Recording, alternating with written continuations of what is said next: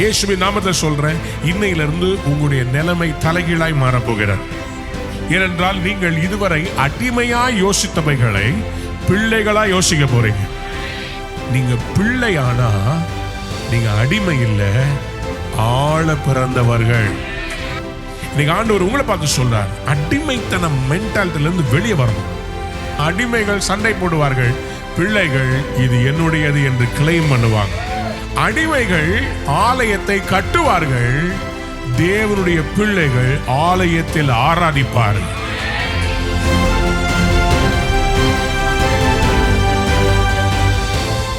அன்புக்குரியவர்களே, இந்த காலவெளியிலே முதலாவது நாளுக்காக தேவன் வைத்திருக்கிற வார்த்தையை சற்றே நாம் தியானிக்க போகிறோம். இந்த முதல் நாள்ல கர்த்தர் உங்களை என்னை பார்த்து சொல்கிறார், நீங்கள் தேவனுடைய பிள்ளைகள். You are the son and daughter of God. யோவானின் சுவிசேஷம் 1ஆம் அதிகாரம் 12ஆம் வசனத்தை வாசித்து பாருங்கள். அவருடைய நாமத்தின் மேல் விசுவாசம் உள்ளவர்களாய், அவருடைய நாமத்தின் மேல் விசுவாசம் உள்ளவர்களாய், அவரை ஏற்றுக்கொண்டவர்கள் எத்தனை பேர்களோ அத்தனை பேர்களும் தேவனுடைய பிள்ளைகளாகும்படி அவர்களுக்கு அதிகாரம் கொடுத்தார். அவர்களுக்கு என்ன கொடுத்தார்? என்ன கொடுத்தார்? யாராவது சொல்லுங்க, அதிகாரம் கொடுத்தார். நம்ம இந்த ஃபாஸ்டிங் பிரேயர்ல எப்படி ஜெபிக்க போறதில்ல, ஐயோ ஆண்டவரே எதையாவது எனக்கு போடுங்க, ஏதாவது செய்யுங்க. ஆண்டவரிடத்திலே நாம் பிச்சை எடுக்க போவதில்லை, உரிமை பாராட்டி கேட்க போகிறோம். எத்தனை பேர் ஆமேன்னு சொல்ல விரும்புறீங்க? உங்க அப்பா அம்மா கிட்ட நீங்க எப்படி கேட்பீங்க? உரிமையா கேட்பீங்க. உரிமையா கேட்பீங்க, டாடி எனக்கு இது வேணும், அப்பா எனக்கு இது வேணும். அந்த உரிமை எங்கே இருந்து வருகிறது? Relationship. Write it down. The authority comes from the relationship. The authority comes from your relationship with that person.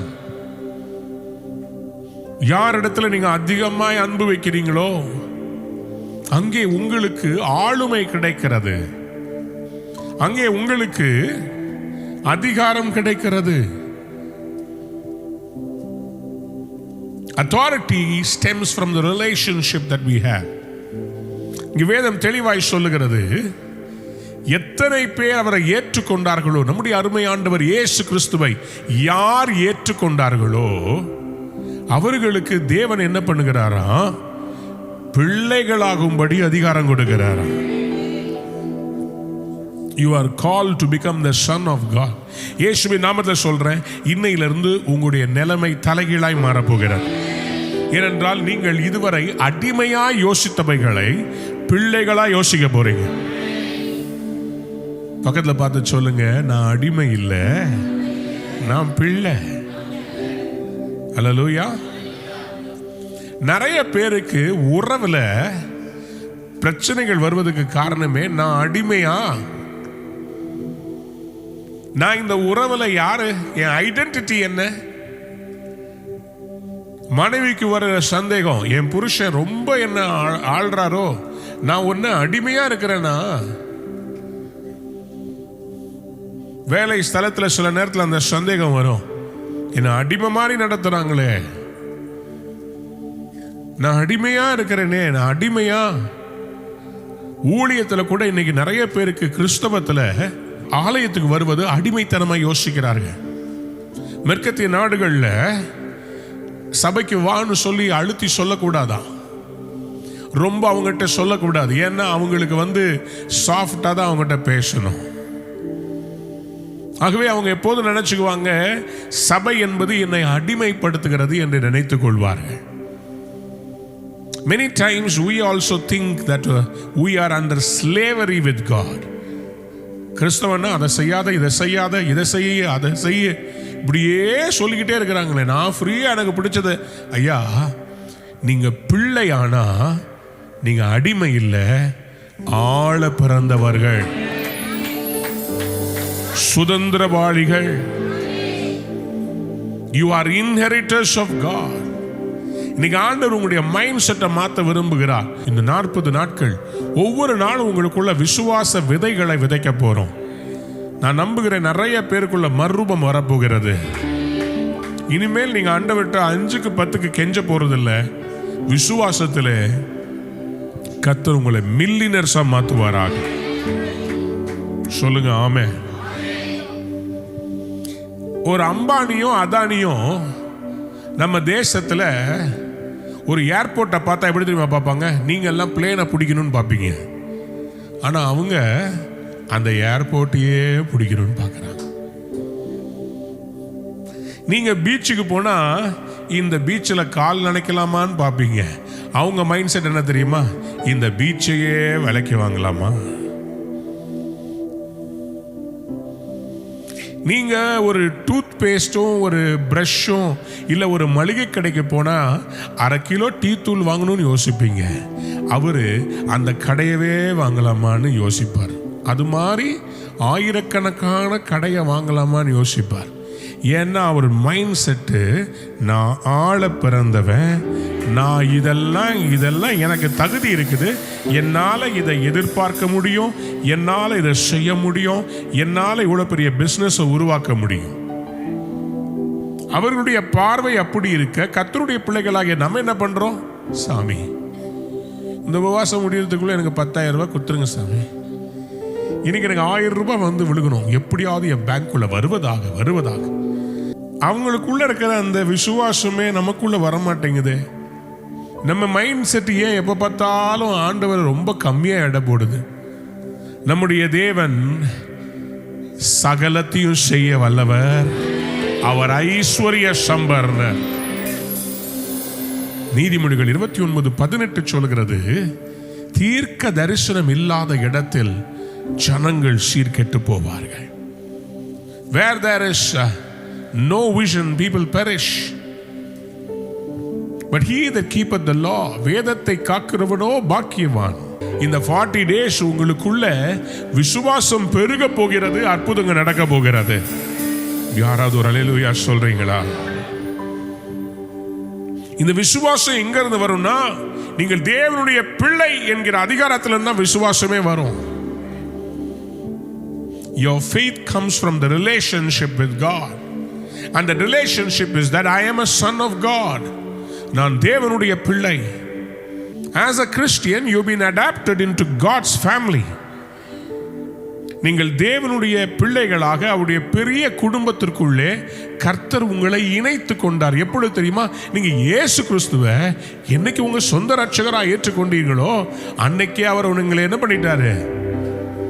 அவருடைய பிள்ளைகளாகும்படி உங்களுக்கு அதிகாரத்தை கொடுத்துட்டாருங்க. ரோமருக்கு எழுதப்பட்ட நிருபம் 8ஆம் அதிகாரம் 15-17 வசனத்தை வாசிக்க போகிறோம். அந்தப்படி திரும்பவும் பயப்படுகிறதற்கு நீங்கள் அடிமைத்தனத்தின் ஆவியை பெறாமல் அப்பா பிதாவே என்று கூப்பிட பண்ணுகிற புத்திர சுவீகாரத்தின் ஆவியை பெற்றீர்கள். நாம் தேவனுடைய பிள்ளைகளாய் இருக்கிறோம் என்று ஆவியானவர் தாமே நம்முடைய ஆவியுடனே கூட சாட்சி கொடுக்கிறார். நாம் பிள்ளைகளானால் சுதந்திரருமாமே, தேவனுடைய சுதந்திரரும் கிறிஸ்துவுக்கு உடன் சுதந்திரருமாமே. இயேசப்பா கூட சேர்ந்து நம்மளும் சுதந்திரவாளிகளாம். அப்புறம் கிறிஸ்துவுடனே கூட நாம் மகிமைப்படும்படிக்கு அவருடனே கூட பாடுபட்டால் அப்படியாகும். கொஞ்சம் ட்ரபிள் இருக்கும், ஆனாலும் அப்படி ஆகும். யாராவது ஒரு ஆமென் சொல்லுங்க. பக்கத்துல பார்த்து சொல்லுங்க, பாடுபட்டாலும் பரவாயில்ல, என் அதிகாரத்தை என்கிட்ட இருந்து பிசாசு பிடுங்க முடியாது. பிசாசு ஒரு முட்டாளுங்க. நல்லா கவனித்துக் கொள்ளுங்க. அவன் என்ன நினைக்கிறான்? உங்களுக்கு பாடுகளை கொடுத்தா உங்க விசுவாசம் குறையப்பட்டு போயிடும், உங்களுக்கு பாடுகளை கொடுத்தா நீங்க விசுவாசத்துல கம்மியாயிருவீங்கன்னு நினைக்கிறான். ஆனா கர்த்தர் சொல்றாரு, பாடுபட்டா உங்க அடையாளம் என்னவா? கிறிஸ்துவோடு நான் பாடுபடுறதுனால அவருக்குள்ள இருக்கிற அதே விசுவாசம், அவர் பிள்ளையான அன்பானுடைய பிள்ளைகளே நல்லா புரிந்து கொள்ளுங்க. இந்த ரூபா நோட்டுக்கு ஒரு மதிப்பு இருக்குது, புரியுதுங்களா? இந்த ரூபா நோட்டை நான் மடிச்சாலும் மதிப்பு இருக்குது, இதை இன்னும் மடிச்சாலும் இதுக்கு மதிப்பு இருக்குது. இது எவ்வளோ மடிச்சாலும் இதுக்கு மதிப்பு இருக்குது. பிசாசு உங்களை எவ்வளோ மடித்து போகும், உங்களை எவ்வளோ மடக்குனாலும் இந்த ரூபா நோட்டை கிரஷ் பண்ண என்ன ஆகும்? நல்லா கிரஷ் பண்ணியாச்சுங்க. இப்ப சொல்லுங்க, கிரஷ்டா இருக்கிறதுனால இந்த ரூபா நோட்டுக்கு வேல்யூ குறைஞ்சிருச்சா? வேல்யூ குறைஞ்சிருச்சா இல்லையா? இங்க பாருங்க, இது கிரஷ் பண்றது யாருன்றது நல்லா புரிஞ்சுக்கணும். எவ்வளோ உபத்திரவப்பட்டாலும் கர்த்தர் உங்களை அவர் கரத்திலிருந்து, சாத்தான்ட சொன்னாரு, நீ யோபு உடைய எல்லாத்தையும் என்ன வேணா பண்ணிக்கோ, அவனை கிரஷ் பண்ணு, ஆனா ஒண்ணு, அவன் ஜீவனை தொட உனக்கு அதிகாரம் கிடையாது. ஏன் ஜீவனை தொட முடியாதுன்னா, ஏன்னா அவர் கையில தான் இருக்கிறார். பக்கத்தை பார்த்துவங்க, நான் தேவனுடைய கரத்தில் இருக்கிறேன். எனக்கு என்னமோ மறுபடியும் இந்த இந்த இந்த கோவிட் டைமில் மெசேஜ் கொடுத்த மாதிரி எனக்கு மறுபடியும் ஒரு ஃபீலிங் வருது. ஆழமாக போயிட்டு வரும். எத்தனை பேர் ஆமேன்னு சொல்ல விரும்புங்க? அதுக்கு தான் இந்த ஃபாஸ்டிங் ப்ரேயருக்கு அருமையாக நம்ம டீம் வந்து எப்படி டிசைன் பண்ணியிருக்கிறாங்க பாருங்கள். வார்த்தையை பிரெட்டாக டிசைன் பண்ணியிருக்கிறாங்க. பிரெட்டை அறுத்து அறுத்து கொடுக்க போகிறார் ஆண்டவர். இந்த ஃபாஸ்டிங் ப்ரேயரில் விசுவாசத்தை உங்களுக்கு அல்வா மாதிரி கர்த்தர் கொடுக்க போகிறார். பார்த்தீங்களா, அங்கே பிரெட்டை பார்த்தீங்களா? நீங்கள்லாம் நினச்சிருப்பீங்க அது வேதம்னு சொல்லிட்டு. நல்லா ஊத்து பாருங்க, அது பிரெட்டு. பிரெட்டு மேலே வசனம் இருக்குது. ஜீவ அப்பத்தை நீங்கள் சாப்பிட போறீங்க. விசுவாசம் எங்க இருந்து வரப்போகுதுன்னா வார்த்தையிலிருந்து வரப்போகிறது. இப்ப சொல்லுங்க, என் கையில பாருங்க, கிரஷ்டு. இப்போ நீங்க நினைக்கிறீங்க என்ன பிசாசு ஒடுக்கிட்டான். உங்களுக்கு ஒன்னே ஒன்று சொல்ல, நீங்க ஆண்டவருடைய பிள்ளையா இருக்கும்போது எவ்வளோ உபத்திரம் வந்தாலும் ஒன்றை மட்டும் மறந்துடாதீங்க. எவ்வளோ பிரச்சனை வந்தாலும் நீங்க தேவ கரத்தில் இருக்கிறீங்க. You are in the hand of God. You are in the hand of God. தேவ கரத்தில் இருக்கிறீங்க. And God is watching over you. So இப்போ ஆண்டவர் என்ன செய்வார்னா, உபத்திரம் எல்லாம் முடிஞ்ச பிறகு இந்த நொறுக்கப்பட்ட மடிக்கப்பட்ட அத உங்களை ஆண்டவர் என்ன பண்ணுவார்னா, இந்த ஃபாஸ்டிங் ப்ரேயர்ல அப்படியே உங்க லைஃப்ல கோணலானவைகளை எல்லாம் செவ்வையாக்கி, கரடானவைகளை எல்லாம் சமமாக்கி, பள்ளங்களை எல்லாம் நிரப்பி, மலைகளை எல்லாம் தாழ்த்தி, அவர் மறுபடியும் உங்களை புதுப்பிச்சு உங்க வேல்யூவை இப்ப என்ன பண்ணுவாரு? இக்காலத்து பாடுகள், நீங்க பாடுபட்ட போது நீங்க இப்படி இருந்தீங்க. இப்ப கர்த்தர் தெரியுமா பண்ணுவாரு? பாடுகளுக்கு பலன போனஸ் சேர்த்து கொடுப்பார். முன்னாடி கிரஷ்டா இருந்த நீங்க இப்ப எப்படி மாறுவீங்க தெரியுமா? ஃப்ரெஷ்ஷா மாறிடுவீங்க. இங்க பாருங்க, கிரஷ்ட ஃப்ரெஷ்ஷா மாத்துறதுக்கு ஆண்டவரால முடியும். இது என்ன தெரியுமா? மறுரூபம். இதுக்கு பேர் என்னங்க? இதுக்கு பேர் அற்புதம். இந்த ஃபாஸ்டிங் பிரேயர்ல இப்படி கசங்கி இருந்த உங்களை இப்படி புதுசா மாத்த போறேன். I am a son of God. நான் தேவனுடைய பிள்ளை. I am a son of God. விசுவாசத்தில் நீங்க எவைகளை கேட்கிறீங்களோ அதெல்லாம் பெற்றுக்கொள்வீங்க. Just understand, you are not a slave. ரோமர் 8:15 அப்படிதான் நம்ம வாசிக்க ஆரம்பிக்கிறோம். அப்படியே திரும்பவும் பயப்படுகிறதுக்கு நீங்கள் அடிமைத்தனத்தின் ஆவி. இன்னைக்கு நிறைய பேருக்கு ஷைன் பண்ண முடியாம இருக்கிறதுக்கு காரணம் தெரியுமா? ஒரு அடிமைத்தனத்தின் ஆவி இருக்கு. ஒரு பயம், ஊழியத்தை கொடுத்தா ஒரு பயம், என்ன ஒரு அடிமையின் யோசனைகள். Are you a slave or a son? அடிமைக்கும் மகனுக்கும் இருக்கிற வித்தியாசத்தை நான் சொல்றேன் பாருங்க. I want you to understand that you are a son and a daughter of God. ஒரு எபிரேய பதத்தில் மகன் என்று சொன்னால் அவன் யார் தெரியுமா? அவன் குடும்பத்தின் பெயரை கட்டுகிறவன். எழுதிக் கொள்ளுங்க. Son means the builder of the family name. Son என்ற வார்த்தைக்கு எபிரேய பதத்தில் என்ன வார்த்தை தெரியுமா? பென். பென் என்றால் சன். என் மனைவி அதனால தான் என் மகனை எப்போதுமே பென்சன் கூப்பிடுவாங்க. அவர் பேர் பென்னியா இருந்தாலும் பென்சன் பென்சன் கூப்பிடுவாங்க. பென் என்றால் சன் என்ற அர்த்தம். ஒரு சன் யாருன்னா, he is the builder of the family name. நான் இன்னைக்கும் இங்கே நிற்கும் போது எங்கள் அப்பாவை நான் நினைவு கூறுகிறேன். எங்கள் அப்பாவுடைய இனிஷியல் என் பேரில் இருக்குது. அது ஒரு அடையாளத்தை எனக்கு ஞாபகப்படுத்துகிறது. என்னுடைய பாஸ்போர்ட் ரினியூவலுக்கு போகும்போது என்னுடைய கடைசி பேர் என்னுடைய தாத்தா பேர். நீளமாக இருக்குதுன்னு கட் பண்ணலான்னு பார்த்தா அதில் தான் ஆசீர்வாதமே அடங்கி இருக்குது. என்னுடைய கடைசி பேர் தேவ ஆசீர்வாதம். ஆல்வின் தாமஸ் தேவா ஆசீர்வாதம். நேம குறைக்கலான்னு பார்த்தா எதில் கை வைக்கிறது? ஆல்வினும் தூக்க முடியாது. தாமஸ் நமக்கு கத்தர் கொடுத்துருக்கிற அழைப்பு. தேவ ஆசீர்வாதத்தை யாராவது கட் பண்ணுவாங்களா? பாஸ்போர்ட் ரினியூவலுக்கு போனால் அவங்க சொல்கிறாங்க, உங்களுக்கு வேணும்னா பேர் மாற்றுறதுக்கு இந்த தேவ ஆசீர்வாதத்தை கட் பண்ணி நியூஸ் பேப்பரில் போட்டு அட்வர்டைஸ்மெண்ட் பண்ணிங்கன்னா உங்களுக்கு மாற்றி கொடுத்துருவாங்க. பாஸ்போர்ட்டில் தேவ ஆசீர்வாதத்தை எடுத்துருவாங்க. ஆடா பாவிகளா, தேவ ஆசீர்வாதத்தினால தானே எனக்கு இத்தனை பாஸ்போர்ட் மாறிச்சு. அந்த தேவ ஆசீர்வாதத்தை தூக்க முடியுமா? I am a son of God. சொல்லுங்க. I am building my daddy's name. நல்லா புரிஞ்சுக்கோங்க. நீங்க யாரு? நீங்க உங்க அடையாளத்தை மட்டும் மறந்துடாதீங்க. You are a son. You are not a slave. பிசாசு அநேகம் பேரை ஏமாத்துறதே இந்த வார்த்தை. நீ ஸ்லேவ், நீ அடிமையா இருக்கிற.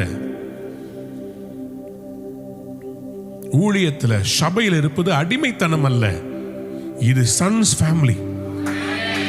எத்தனை பேர் ஆமேன்னு சொல்ல விரும்புறீங்க? பக்கத்தை பார்த்து சொல்ல, நம்ம எல்லாம் ஒரு ஃபேமிலி, அடிமைகளுடைய ஃபேமிலி இல்லை. இஸ்ரவேலர் ஏன் தெரியுமா கானானுக்கு போல? அவங்கெல்லாம் தங்களை எகிப்தினுடைய அடிமைத்தன மென்டாலிட்டிலேயே பார்த்துக்கிட்டு இருந்தாங்க. They were always filled with the mentality of slavery. அதனால தான் எது இல்லைனாலும் உடனே கம்ப்ளைண்ட் பண்ணாங்க. தண்ணி இல்லை, சாப்பாடு இல்லை. இவங்களை நடத்துகிற தேவனை அவங்க எங்க அப்பா எனக்காக யாவையும் கொடுப்பாரு அப்படின்னு அவரை நம்பல வனாந்தரத்தில். அதனால தான் அவங்க பிரேதங்களாக வனாந்தரத்தில் விழுந்தார்கள். இன்னைக்கு ஆண்டவர் உங்களை பார்த்து சொல்றார், அடிமைத்தன மென்டாலிட்டியிலிருந்து வெளியே வரணும். இந்த உபவாசத்தின் ஃபர்ஸ்ட் நாளில் கர்த்தர் உங்கள்கிட்ட என்ன சொல்றாரு? பக்கத்தில் பார்த்து சொல்லுங்க, நான் தேவனின் பிள்ளை. நல்லா கவனிச்சுக்கோங்க, மறுபடியும் எழுதிக்கோங்க. Sons are builders. சகோதரிகளுக்கு ரொம்ப வருத்தமா இருக்குது, என்ன டாட்டர்ஸ்னே சொல்ல மாட்டேன்ற பாருங்க. ப்ராமிஸ் வரும்போது கர்த்தர் என்னைக்குமே ஆண் பால் பெண் பால் பார்க்க மாட்டார். சன்னா நீங்களும் சன்ஸ் அண்ட் டாட்டர்ஸ், டாட்டர்ஸும் சேர்ந்து தான் சன்ஷிப் கொடுப்பார். சொல்லுங்க ஆமென். There is no gender discrimination when God gives a promise. Promises always come in a not by gender but by relationship. God does not look at you as a man or a woman when he gives you a promise. For him everybody is the same. அதனால உங்களையும் கர்த்தர் இந்த சன்ஷிப்ல தான் கொண்டு வரார். So டாட்டர்ஷிப்னு தனியாக ஒன்று போட முடியாது. There is no daughtership. பக்கத்தில் பார்த்து சொல்லுங்க, I am son of God. Sonship சொல்லுங்க. அப்படின்னா என்னங்க? புத்திர சுவிகாரம். You have the inheritance of a son. எழுதிக்கோங்க, you have the inheritance of the son. Sons live in inheritance. Slaves live in bondage. அடிமைகள் கட்டுகளுக்குள் வாழ்வார்கள், பிள்ளைகள் சுதந்திரத்தில் வாழ்வாங்க. You can only arrive at God's highest and best by living as sons. நீங்கள் உங்கள் வாழ்வில் சிறந்தவர்களாக நீங்கள் ஜொலிக்க வேண்டும் என்றால், தேவனுடைய பிள்ளைகளாய் நீங்கள் மாறாவிட்டால் நீங்கள் தேவனுடைய சிறப்பான சுதந்திர விதத்தை பெற்றுக்கொள்ள முடியாது. I am not a slave. I am a son of God. ஆண்டவர் என்ன சொன்னார்? சாந்த குணமுள்ளவர்கள் அவர்கள் பூமியை சுதந்தரிப்பார்கள். பக்கத்தில் பார்த்து சொல்லுங்க, பிள்ளைங்க அமைதலா இருப்பாங்க. ஏன்னா அவங்களுக்கு தெரியும் அவங்க தான் சொந்தக்காரங்க. அடிமைகள் தான் சண்டை போடுவாங்க உரிமைக்காக. அடிமை குரல் கேள்விப்பட்டிருக்கீங்களா? ஐயோ இது எனக்கு தான், இது எனக்கு தான், இது எனக்கு தான். அடிமைகள் சண்டை போடுவார்கள், பிள்ளைகள் இது என்னுடையது என்று கிளைம் பண்ணுவாங்க. சன்ஷிப்ல இதெல்லாம் எது அடிமைத்தனம், எது குமாரர்கள்? Who are the sons of God? Sons of God. நீங்க அடிமையா இருந்தீங்கன்னா புதிதாக எழும்புற தேவ ஆலயத்திலே நீங்கள் பங்குள்ளவர்களாக இருக்க முடியாது. அடிமைகள் ஆலயத்தை கட்டுவார்கள், தேவனுடைய பிள்ளைகள் ஆலயத்தில் ஆராதிப்பார்கள். சாலமோன் தேவாலயத்தை கட்டுவதற்கு அடிமைகளை கொண்டு வந்து தேவாலயத்தை கட்டினான். ஆனால் கட்டினார்களே தவிர ஆராதிக்க அவர்களுக்கு விருப்பம் இல்லை. ஏனென்றால் அவங்க மைண்ட் செட்டு, நான் கூலி, இந்த கட்டுறேன், எனக்கு இதுல என்ன கிடைக்குது? அவன் கூலிக்காரன். நான் எனக்கு என்னன்னு யோசிக்கிறவன் கூலிக்காரன். ஆனா நான் இதை கட்டுறேன், இதுல நான் ஒரு பிள்ளையா இருந்து நான் ஆண்டவருடைய நாமத்தை உயர்த்த போறேன், எங்க ஃபேமிலி பேரை காப்பாற்ற போறேன். என்னை இதுவரைக்கும் எங்க அப்பா வளர்த்தார்ல, எங்க அப்பாவுடைய பெயரை நான் உயர்த்த போறேன். என்னைக்கு இது பயிற்றுவித்த எங்க அப்பாவை, இது இவ்வளவு நாள் என்னை வளர்த்த எங்க அப்பா அம்மாவை நான் பெருமைப்படுத்த போறேன். ஆண்டவர் என்னை விசுவாசத்தில் இவ்வளவு தூரம் எழுப்பி இருக்கிறார். அவர் சபையில நின்று நான் இன்னும் அவரை உயர்த்த போறேன், சபையை உயர்த்த போறேன், சாட்சியா மாற போறேன்னு சொல்றவங்க ஆமென் சொல்லுங்க. Slaves are always under the authority of something else that controls their life. இந்த அடிமைகள் எப்பொழுதுமே யாராவது அல்லது ஏதாவது ஒரு காரியத்தில் நுகத்தில் அவங்க பயப்படுகிற மாதிரி அவங்க வாழ்க்கையை கண்ட்ரோல் பண்ணிக்கிட்டே இருக்கும். ஆனால் பிள்ளைகள் யார் தெரியுமா? They don't need someone to tell them how to live. They are sons. They will live like their father.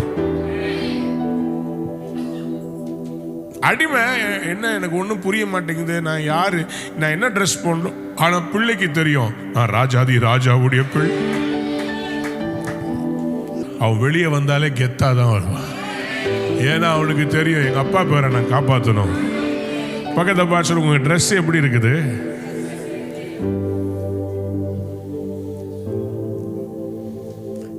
உங்க ட்ரெஸ்ஸிங்லயே தெரிஞ்சிடும் நீங்க அடிமையா இல்ல தேவ பிள்ளையா. நேத்தே அயன் பண்ணி வச்சுட்டேன் சட்டையெல்லாம். ஏன்? நான் தேவனுடைய பிள்ளை, நான் பெஸ்டா இருக்கணும். யாராவது ஆமேன்னு சொல்லுங்க. பக்கத்தை பார்த்து சொல்லுங்க, இனிமேல் என் ட்ரெஸ்ஸை அவருக்கு ஏற்றபடி. அடிமைக்கும் பிள்ளைகளுக்கும் டிஃபரன்ஸ். குமாரன் போய் எல்லாத்தையும் தொலைச்சிட்டு, கெட்ட குமாரன் திருப்பி வரும்போது அவங்க அப்பாட்ட சொல்றான், நான் அடிமையா உங்க வீட்டில் வேலைக்காரனா இருக்கிறேன். அதுக்கு அவங்க அப்பா என்ன தெரியுமா சொன்னாரு? ஃபர்ஸ்ட் இவனை கூட்டு போய் இவன் ட்ரெஸ்ஸை மாத்துங்க. பக்கத்தை பார்த்து சொல்லுங்க, ட்ரெஸ்ஸை மாத்து. எத்தனை பேர் புரிஞ்சிச்சு? புரிஞ்சவங்க மட்டும் அல்லேலூயா சொல்லுங்க. பிள்ளைகள்லாம் எப்படி இருப்பாங்க? அப்பாவுடைய ட்ரெஸ்ஸை போடுவாங்க. அடிமை என்ன பண்ணும்? கிழிஞ்ச ஜீன்ஸு,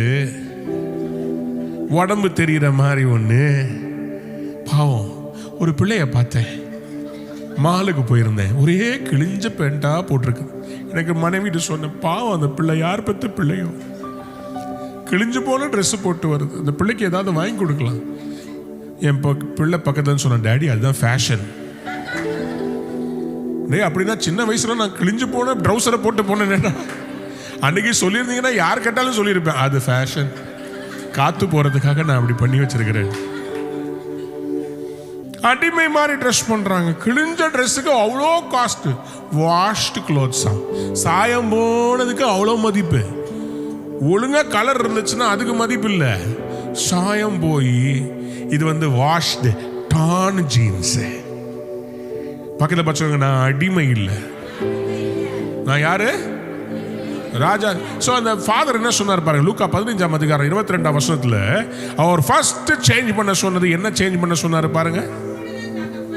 தன் ஊழியக்காரரை நோக்கி, நீங்கள் உயர்ந்த வஸ்திரத்தை என்ன என்ன என்ன ஹலோ ஹலோ ஹலோ உயர்ந்த வஸ்திரம். என்ன வஸ்திரம்? என்ன வஸ்திரம்? நீங்க நினைச்சுக்கிட்டு இருப்பீங்க உயர்ந்த வஸ்திரம்னா பெரிய கோட்டு சூட்டு. வேல்யூ வேறங்க. வேல்யூன்றது ஒன்று இருக்கதான் செய்யுது. ஆனா உங்களுக்கு எனக்கும் கர்த்தர் என்ன மாதிரி வஸ்திரத்தை கர்த்தர் கொடுக்கிறார் தெரியுமா? ஏசாயா 61 ஆண்டவர் சொல்றாரு, ஒடுங்கின ஆவிக்கு பதிலா என்ன? துதியின் ஆடை. இந்த 40 டேஸ்ல உங்க ட்ரெஸ் உயர்ந்த வஸ்திரமா, பிள்ளைகள் வஸ்திரமா அவர் மாத்த போறாரு. யாரெல்லாம் ஒரு அல்லேலூயா சொல்றீங்க? சியோனிலே துயரப்பட்டவர்களை சீர்படுத்தவும், அவர்களுக்கு சாம்பலுக்கு பதிலாக சிங்காரத்தையும், துயரத்துக்கு பதிலாக ஆனந்த தைலத்தையும், ஒடுங்கின ஆவிக்கு பதிலாக. அதே அதிகாரத்தில் நீங்க மேல இருக்கிற வசனங்கள் 10ஆம் வசனம் நினைக்கிறேன், அது வசனத்தை வாசிங்க. கர்த்தருக்குள் பூரிப்பாய் மகிழுவேன், என் தேவனுக்குள் என் ஆத்துமா களி கூர்ந்திருக்கிறது. மணவாளன் ஆபரணங்களினால் தன்னை அலங்கரித்துக் கொள்ளுகிறதற்கும், மணவாட்டி நகைகளினால் தன்னை சிங்காரிக் கொள்வதற்கும் ஒப்பாக அவர் ரட்சிப்பின் வஸ்திரங்களை எனக்கு உடுத்தி நீதியின் சால்வையை எனக்கு தரித்தார். யாரெல்லாம் ஒரு ஆமேன்னு சொல்ல வர மாதிரி பக்கத்து பச்சை ட்ரெஸ் மாத்து.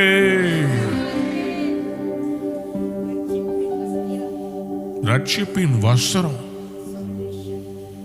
துதியின் ஆடை, ரட்சிப்பின் வஸ்திரம். ரட்சிப்பின் வஸ்திரம்னா என்னங்க? ஆதாமும் ஏவாளும் பாவம் செய்து ஏதேன் தோட்டத்திலே மறைந்து கொள்ளுகிறார்கள். இலைகளினாலே தங்கள் சரீரத்தை மறைத்துக் கொள்கிறார்கள். அவர்களுக்கு தெரிகிறது நிர்வாணமாய் இருக்கிறார்கள் என்று. அப்பொழுது ஆண்டவர் வருகிறார், எங்க மறைஞ்சிருக்கிறீங்க? பாவம் செஞ்சிட்டோம். உடனே அவர் என்ன பண்ணுகிறார்? அவர்களுக்கு தோல் உடைகளை தருகிறார். தோல் உடை என்று சொன்னால், அப்படியானால் அங்கே ஒரு ஆடு அடிக்கப்பட்டிருக்க வேண்டும். அந்த ஆடு அடிக்கப்பட்டு அதனுடைய தோலை எடுத்து கர்த்தர்களுக்கு உடுத்துவிக்கும் போது அந்த ஆட்டுடைய அந்த தோலுக்குள்ள இருந்த ரத்தம் இவங்க மேல பட்டிருக்கணும். இவங்க பாவத்தை மன்னிச்சிருக்கணும். இவங்க நிர்வாணத்தை மூடி இருக்கணும். இவங்க ரட்சிப்பின் வஸ்திரத்தை கர்த்தர் கொடுத்தார். யாரெல்லாம் ஆமென் சொல்ல விரும்புறீங்க? பக்கத்துல பார்த்து சொல்லுங்க, my dress is changing as a son. நான் தேவனுடைய பிள்ளையாக என் வஸ்திரத்தை அவர் மாற்றுகிறார். தொலைக்காட்சியில இன்டர்நெட்ல பார்த்து கொண்டிருக்கிற தேவ பிள்ளையே, உன்னோடு கூட ஆண்டவர் பேசுகிறார். உன் வஸ்திரம் கரைபடாததாக இருப்பதாக. Let your dress not be tarnished. ஆண்டவர் உங்களை எப்படி தெரியுமா சன்னா வைக்க விரும்புறார். பன்னி மேய்ச்சிக்கிட்டு இருந்தவனுடைய ட்ரெஸ்ஸை தூக்கி போட சொல்றார். நீ பன்னிகள் மத்தியிலே தவிட சாப்பிட்டது போதும், உன் ட்ரெஸ் எப்படி தெரியுமா மாத்த விரும்புறாரு? இங்க பாருங்க, உங்க ட்ரெஸ் ராஜ வஸ்திரமா மாற்றுவா. நீதியின் சால்வை உங்க மேல போடுவா. அவரை போல உங்களை மாற்றி விடுவா. எத்தனை பேர் ஆமென் சொல்ல விரும்புறீங்க? அடிமை என்ன பண்ணுவான்னா இம்மெச்சோரா ஆக்ட் பண்ணுவான். யாருக்கு கீழே தெரியுமா? ஆளோட்டிகளுக்கு கீழே அடிமை இம்மெச்சோரா ஆக்ட் பண்ணுவான். மோசே ஆளோட்டிகளுக்கு கீழே அவசரப்பட்டு ஒரு எகிப்தியனை கொன்று விட்டான். அதே மோசே கர்த்தருக்கு கீழே வந்தபோது பூமி எங்கும் மோசேவை போல சாந்த குணம் உள்ளவர்களை பார்க்கவே முடியாது. ஒன்னு சொல்றேன், நீங்க வெறித்தனமா இருந்தாதான் சாதிக்கணும்னு அவசியம் இல்லை. சைலண்டா இருந்த sons act maturely. and they share the inheritance of the father. Slaves act immaturely under governors. அடிமைகள் என்ன பண்ணுவாங்கன்னா, எனக்கு தயவு கிடைக்கணும்னு சொல்லி உழைப்பாங்க. Slaves labor to gain favor.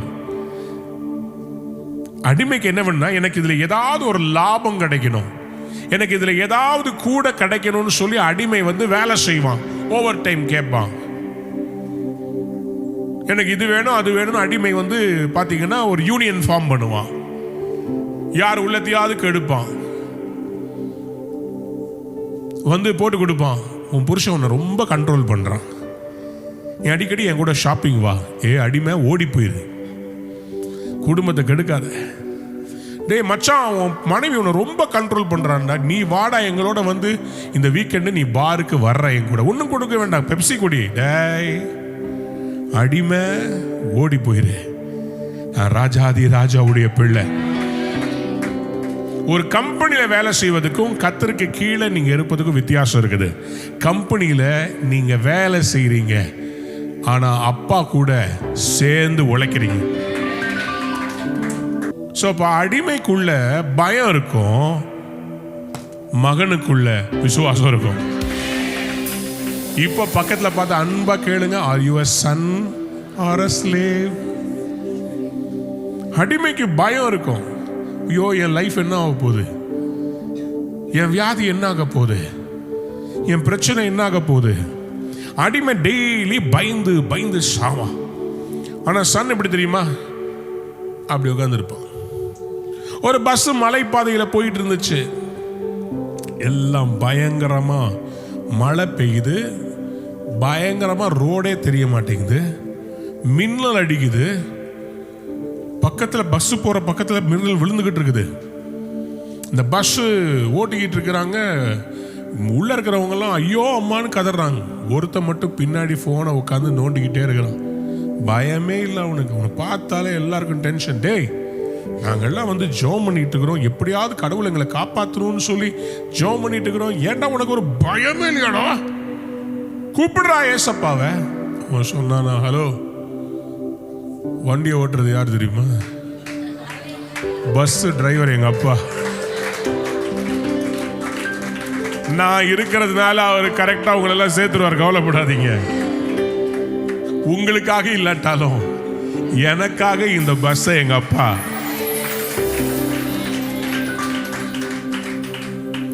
அடிமைகள் பயப்படுவார்கள், பிள்ளைகள் பஸ்ல ஏறி உட்கார்ந்தா பயப்பட மாட்டீங்க. வரும்போது கர்த்தரே உங்களை இறக்கி விடுவார். உங்களுக்கான ஆசீர்வாதம் வரும்போது சொல்லுங்க அல்லேலூயா. Slaves are needs driven. இந்த அடிமைகளுக்கு ஃபர்ஸ்ட் நான் சொன்னேன்ல, அடிமைகள் வேலைக்கு கூலியை எதிர்பார்ப்பார்கள், ஆனால் பிள்ளைகள் தகப்பனோடு சேர்ந்து வேலை செய்வார்கள். Sons will co-labor with the father. கூட சேர்ந்து அந்த பிசினஸ் அந்த ஊழியத்தை கட்டுவாங்க. சரி, ஸ்லேவ்ஸ் என்ன பண்ணுவாங்கன்னா are need driven, scarcity oriented. இது குறைஞ்சிருச்சு, அது இல்லை, எங்களுக்கு செங்கல் அறுக்கிறதுக்கு போதிய வைக்கோல் இல்லை, இது அடிமைத்தன மென்டாலிட்டி. மோசே சொல்றாரு, உங்களெல்லாம் கர்த்தர் விடுதலையாக்க போறார். பார்வோன் உடனே என்ன பண்றாரு, அதே அளவு செங்கல் அறுக்கணும், ஆனா வைக்கோலை கம்மி பண்ணுங்க. அற்புதம் இருக்கணும், ஆதாரம் இல்லை. இவங்களுக்கு சொல்றாங்க, மோசே உள்ளதையும் கெடுத்துட்டே. மோசே இவங்களை விடுதலை பண்ண வந்தா இவங்க அடிமைத்தன மென்டாலிட்டியில இன்னும் நாங்க 400 வருடம் செங்கல் அறுக்க ரெடியா இருக்கணும். பக்கத்தை பார்த்து சொல்லுங்க, செங்கல் அறுக்கணும்னா அறுத்துக்கினே இருங்க. எவ்வளோ பிரசங்கம் பண்ணாலும் நாங்கள் இப்படி தான் இருப்போம், அடிமையாக தான் இருப்போம். ஆண்டவர் சொல்றாரு, உன் அடிமைத்தன மென்டாலிட்டியை மாத்து, உன்னை ராஜாவா மாத்த போறேன். Slaves are always need oriented. Sons are always spirit led, abundance oriented. Sons are abundance oriented. பிள்ளையாடா நீங்க நிரம்பி வழிகிறவங்களா இருப்பீங்க. அடிமை என்ன பண்ணுவானா, they will try to adjust with their master. Sons will align with their father. அடிமைகள் என்ன பண்ணுவாங்களா, எப்படியா அட்ஜஸ்ட் பண்ணி மாற்றி கீத்தி சொல்லி பார்த்துக்கோங்கயா பண்ணுங்கயா அப்படின்னு மாற்றுவாங்க. பிள்ளைகள் எப்படி தெரியுமா, எங்க அப்பா என்ன சிந்திக்கிறாரோ அதே அலைன்மெண்ட் குள்ள இந்த வருஷம் நீங்க அலைன்மெண்ட் குள்ள வர்றீங்க. எத்தனை பேர் ஆமென் சொல்ல விரும்புறீங்க? வாசிங்க யோவான் 14:20. இன்னைக்கு கர்த்தர் உங்களை அடிமையிலிருந்து ஆளுகிறவர்களாய் பிள்ளைகளாய் மாற்ற போகிறார். யோவான் 14:20. நான் என் பிதாவிலும் நீங்கள் என்னிலும் நான் உங்களிலும் இருக்கிறதை அந்நாளிலே நீங்கள் அறிவீர்கள். In the day you will know that I am in the Father and you are in me and I am in you. எத்தனை பேர் புரிஞ்சுச்சு? அவங்க மட்டும் ஆமென் சொல்லுங்க. I am in the Father. நான் பிதாவுக்குள் இருக்கிறேன், நீங்கள் என்னில் இருக்கிறீர்கள், நான் உங்களில் இருக்கிறேன். அப்படியானால் பிதாவோடு நம்ம எல்லாரும் அவர் பிள்ளைகளாய் இருக்கிறோம். தலைமையில கை வச்சு சொல்லுங்க, நான் தேவனின் பிள்ளை, அவர் எனக்குள் இருக்கிறார், நான் அவருக்குள் இருக்கிறேன், நாங்கள் பிதாவுக்குள் இருக்கிறோம். எத்தனை பேருக்கு இன்னைக்கு புரியுது? இன்னையிலிருந்து நீங்க அடிமை இல்லை, ஆள பிறந்தவங்க. அவங்க மட்டும் ஒரு அல்லேலூயா சொல்லுங்க. சொல்லுங்க ஆமென். அன்பான நேயர்களே, இந்நிகழ்ச்சியில் கொடுக்கப்பட்ட வாக்குத்தத்தங்களும் தீர்க்க தரிசன வார்த்தைகளும் உங்களுக்கு ஆசீர்வாதமாய் இருந்திருக்கும் என்று நாங்கள் நம்புகிறோம். நீங்கள் பெற்ற ஆசீர்வாதங்களையும் ஜெப விண்ணப்பங்களையும் மற்றும் உங்கள் காணிக்கைகளையும் அனுப்ப வேண்டிய எங்கள் முகவரி: ரூவா ஊழியங்கள், எண் 82, ஜவஹர்லால் நேரு சாலை, சிம்ஸ் மருத்துவமனை எதிரில், வடபழனி, சென்னை 26. உங்கள் காணிக்கைகளை ஆன்லைன் மூலமாக எளிதாக செலுத்தலாம்.